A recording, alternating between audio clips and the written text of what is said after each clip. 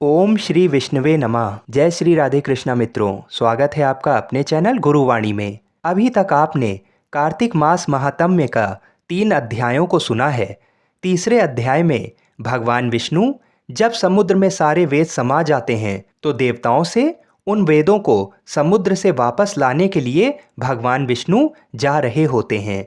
तो आइए अब चौथे अध्याय को सुनते हैं। नारद जी ने कहा, ऐसा कहकर भगवान विष्णु मछली का रूप धारण करके आकाश से जल में गिरे।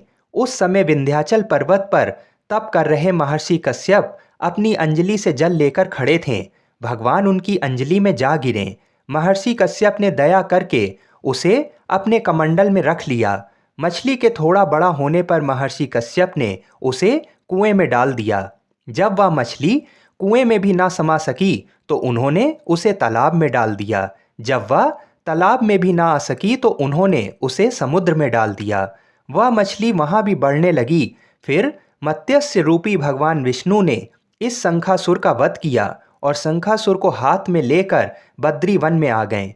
वहां उन्होंने संपूर्ण ऋषियों को बुलाकर इस प्रकार आदेश दिया, मुनीश्वरों, तुम जल के भीतर बिखरे हुए वेद मंत्रों की खोज करो और जितना जल्दी हो सके उन्हें सागर के जल से बाहर निकाल लाओ। तब तक मैं देवताओं के साथ प्रयाग में ठहरता हूँ। तब उन तपोबल संपन्न महर्षियों ने यज्ञ और बीजों सहित संपूर्ण वेद मंत्रों का उद्धार किया। उनमें से जितने मंत्र जिस ऋषि ने उपलब्ध किए वही उन बीज मंत्रों का उस दिन से ऋषि माना जाने लगा। तदनंतर सब ऋषि एकत्र होकर प्रयाग में गए। वहां उन्होंने ब्रह्मा जी सहित भगवान विष्णु को उपलब्ध हुए सभी वेद मंत्र समर्पित कर दिए। सब वेदों को पाकर ब्रह्मा जी बहुत प्रसन्न हुए। उन्होंने देवताओं और ऋषियों के साथ प्रयाग में अश्वमेघ यज्ञ किया। यज्ञ समाप्त होने पर सब देवताओं ने भगवान से निवेदन किया, देवाधिदेव जगन्नाथ, इस स्थान पर ब्रह्मा जी ने खोए हुए वेदों को पुनः प्राप्त किया है और हमने भी यहाँ आपके प्रसाद से यज्ञ भाग पाए हैं। अतः ये स्थान पृथ्वी पर सबसे श्रेष्ठ, पुण्य की वृद्धि करने वाला एवं भोग तथा मोक्ष प्रदान करने वाला हो।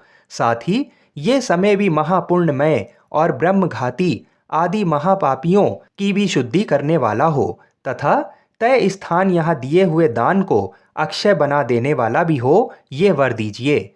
भगवान विष्णु बोले, देवताओं, तुमने जो कुछ कहा है वह मुझे स्वीकार है। तुम्हारी इच्छा पूर्ण हो। आज से ये स्थान ब्रह्म क्षेत्र के नाम से प्रसिद्ध होगा। सूर्यवंश में उत्पन्न राजा भगीरथ यहाँ गंगा को लेके आएंगे और वह यहाँ सूर्य कन्या यमुना से मिलेंगे।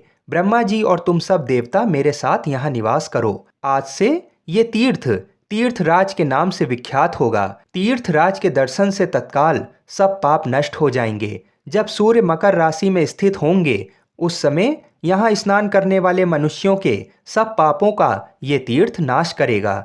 ये काल भी मनुष्यों के लिए सदा महान पुण्य फल देने वाला होगा। माघ में सूर्य के मकर राशि में स्थित होने पर यहाँ स्नान करने से सालोक्य आदि फल प्राप्त होंगे। देवादिदेव भगवान विष्णु देवताओं से ऐसा कहकर ब्रह्मा जी के साथ वहीं अंतर्ध्यान हो गए। तत्पश्चात इंद्रादि देवता भी अपने अंश से प्रयाग में रहते हुए वहां से अंतर्ध्यान हो गए। जो मनुष्य कार्तिक में तुलसी जी की जड़ के समीप श्री हरि का पूजन करता है वह इस लोक में संपूर्ण भोगों का उपभोग करके अंत में वैकुंठ धाम को जाता है। इस प्रकार चौथे अध्याय का समापन हुआ। बोलिए श्री लक्ष्मी नारायण भगवान की जय। बोलिए श्री राधा कृष्ण भगवान की जय। 5वें अध्याय को सुनने के लिए हमारे चैनल को अवश्य सब्सक्राइब करें।